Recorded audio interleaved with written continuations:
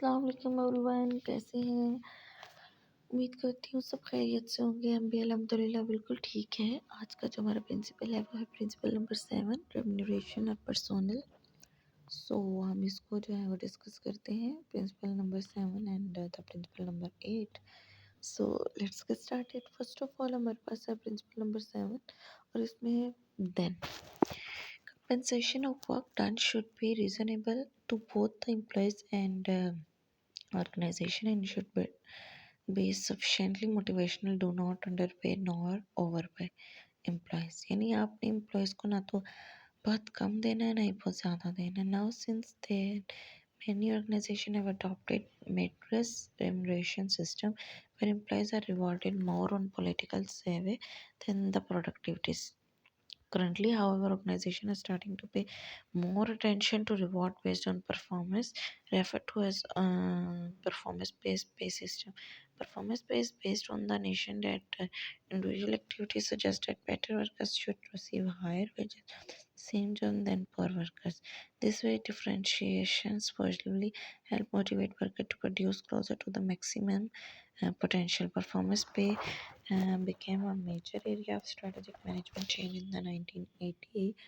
Um, in a survey of over US organizations, 75% indicated having some form of incentive scheme, will the with more plans having been introduced in the past 5 years than in the previous 20-year. Performance pay is distinct from the merit pay in that it is systematic and open, in that employees have at least some awareness of the criteria being applied to measure performance and to consequent rewards, where using the merit pay approach increasing are often based on arbitrary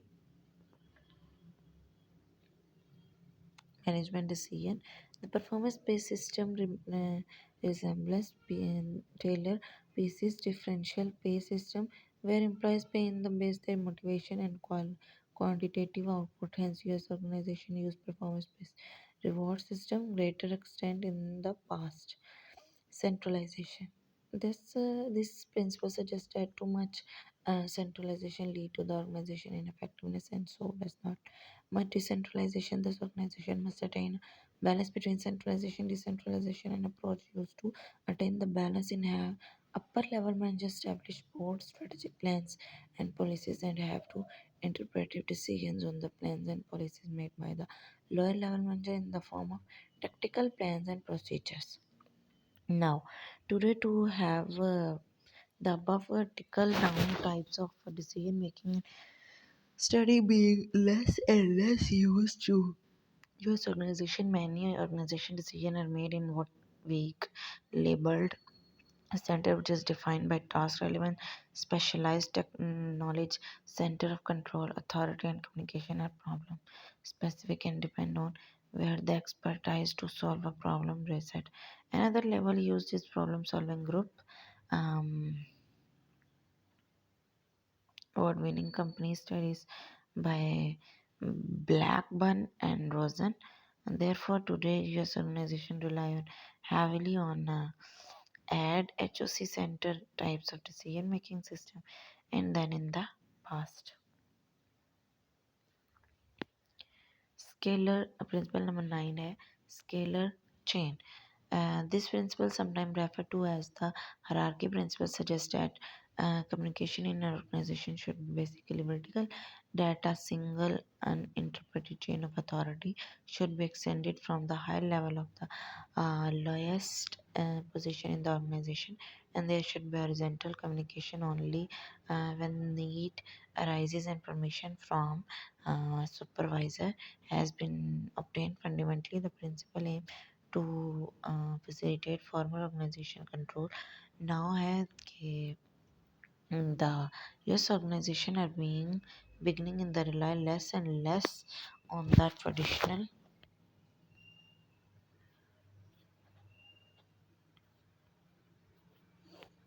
hierarchical form of control and more on normative integration and Normative integration relies neither on hierarchical decision-making mechanism nor on bureaucratic mechanisms such as formal system, but on socialization and venture into a set of shared goal values and beliefs that then shape employees' perspective and behavior.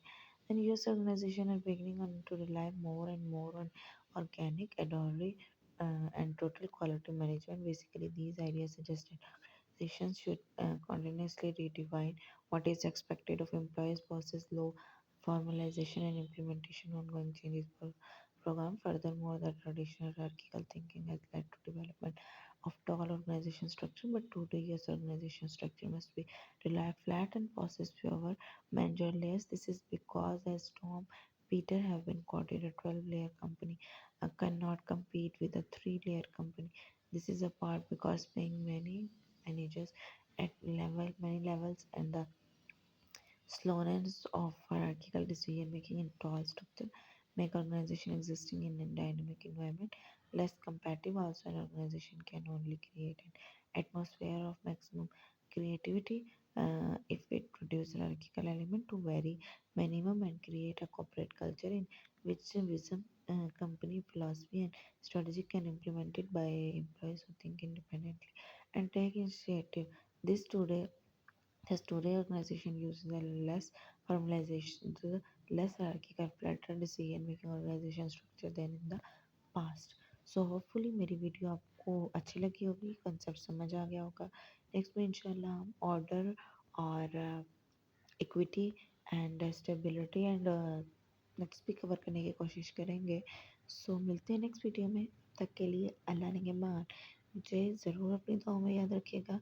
मेरी video को अपने friends and family में भी लाजमी share कीजिएगा और मुझे comment section में लाजमी बताइएगा मेरी वीडियो आपको कैसी लगी. मिलते हैं नेक्स्ट वीडियो में. अल्लाह ने के बाद.